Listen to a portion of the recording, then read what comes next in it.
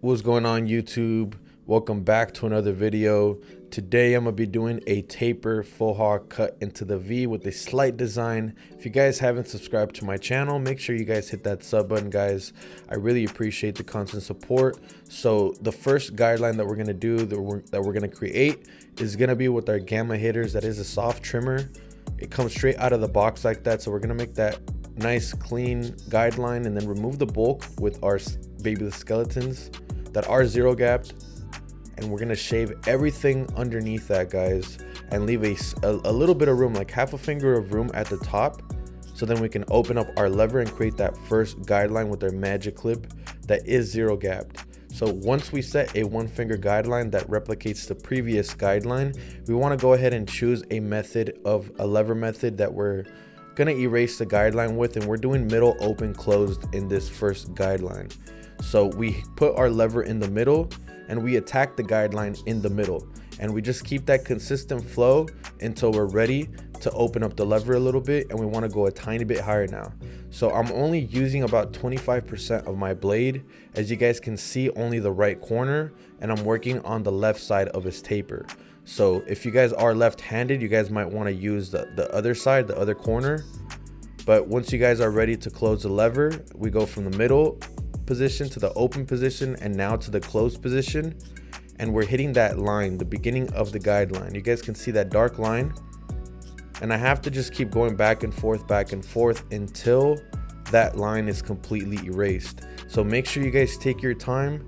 In this video it might seem like I go a little bit faster just because I cut some parts of the video out, but in real life I went about 3-4 times before I was ready to go to the next step. So meaning I went middle open closed about 3-4 times.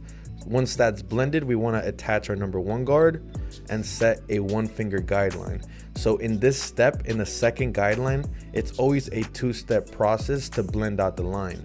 So you guys have to make sure you guys stay very focused, and once that guideline is set, we want to close our lever and do close to open now. So in the previous guideline we did middle open closed, but from here on moving forward, I'm just going to be doing pure close to open so I can stay consistent with my lever methods. So right now my lever is almost all the way open and I'm softening the line. So with the number one guard, we're going to soften the line, and on the next step we're going to use our 0.5 guard to finish off the blend of the second guideline. You guys see why now that it takes two guards to blend that out, because there's still a harsh line right there at the beginning of the guideline, and that's what we're going to use the 0.5 guard for. We're going to close our lever and just barely tap the beginning of the line, and we're going to go higher and higher as we keep opening up the lever. So we're done with half of the blend. Now we're going to account for the other half, which is the darker side of the blend, and we're going to use our 3.5 guard. So it's a 3 guard with our lever open. Anytime you guys open up the lever, it creates the half. So if anybody refers to as the 3.5, it just means that you have your lever open with a number 3 guard attached. So we're flicking out 2 fingers from that 1.5 guideline, so then we can also hit it with a 2.5, and we're going to repeat the same process and flick out about 1.5 fingers now that we have a lower guard. So in your head you have to really focus and just give yourself some imaginary guidelines, because you guys can't really see the guidelines in the darkness of the hair. And also my client has extremely thick hair. He probably has the thickest hair texture that I've ever cut in my life. So every single guideline I make has to be, I just have to go through it twice or 3-4 times. So now to connect the 1.5 to the 2.5, what we're going to do is we're going to go close to open with the 1.5 guard. So this is the last guard that we're going to use. If you guys notice, we used every single guard going from the 0 all the way to the 3.5, and we did guidelines and we blended them out doing lever methods. So to prepare the front of the lineup, we are going with our thinning shears, and just like I mentioned, my client has really thick hair, so just to get rid of that bulk, so then we can go in with our babyless skeletons. By using our thinning shears, we're technically removing weight from the front of the hairline to make the job easier on our trimmer, because ultimately we want to use our tools effectively, and if there's too much bulk in the front, it's going to be pretty hard to line it up and to make it straight, because the hairs are going to be like bangs and they're going to move. So make sure you guys are adjusting to your client. You have to make sure that the V is also suited to the back of the neck of your client. You don't want to make it too skinny to the point where it's going to look kind of off. You know, you just want to make it just right to suit his head shape. So we're going to flick out using our babyless skeletons. That's going to be the first step. And this kind of looks like a little oval guideline, guys. So now we have to create every single guideline to match that guideline. So we're going 2 fingers with the one guard with the lever open. That's going to be our first guideline, because I didn't start with the lever open because there was a lot of bulk in the back, and this just makes it easier for me to set other guidelines. So now from the 1.5, we're going to put our 3 guard with the lever open and go 2 fingers. Similar to the side taper where we kind of just after the 1.5 we went 3.5.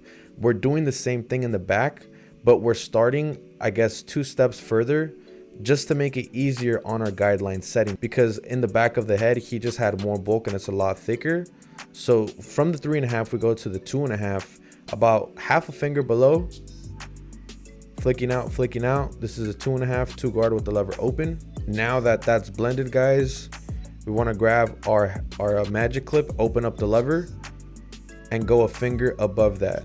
So now we're splitting that 1.5 guideline in half so we can start blending. The lever method we're going to use for the first guideline always is middle, open, closed.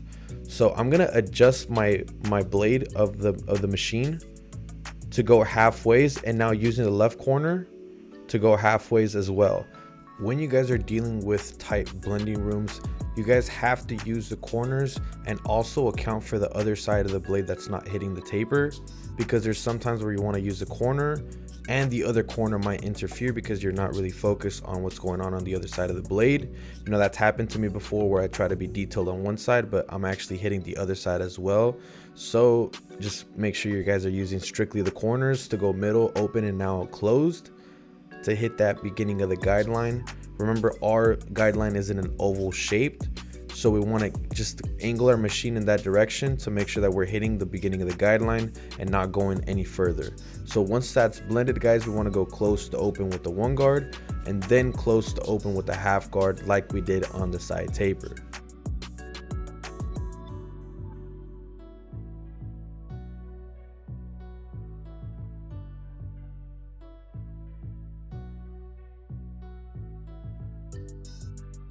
You guys can see that I'm almost barely tapping it, guys, barely tapping it with my blade, using about, I'd like to say, even 10% of my blade. And as I keep working my way towards the bottom of the V, I'm still moving in the direction of the oval shaped guideline, so I keep that consistent flow. And you guys can see how crispy this is coming out, guys. After we're done with that, we want to go ahead and line up the side of the ear and the back of the neck. Just make sure to keep everything as natural as possible, because if you guys do move that line, it will grow back after 2 or 3 days. And I'm just flicking out using my open lever. It's a little floating method that I like using to detail any little dark spots. You know how crispy this is coming out. This is the before and this is the after. This is a kind of like a low taper in the back and a high taper on the sides into the V with a slight design. So if you guys enjoyed this content, if you guys learned anything, let me know down below. Hit the like button and subscribe for more videos, like always, to show the support. Appreciate you guys. I'll catch you guys next week for more haircut videos. Peace.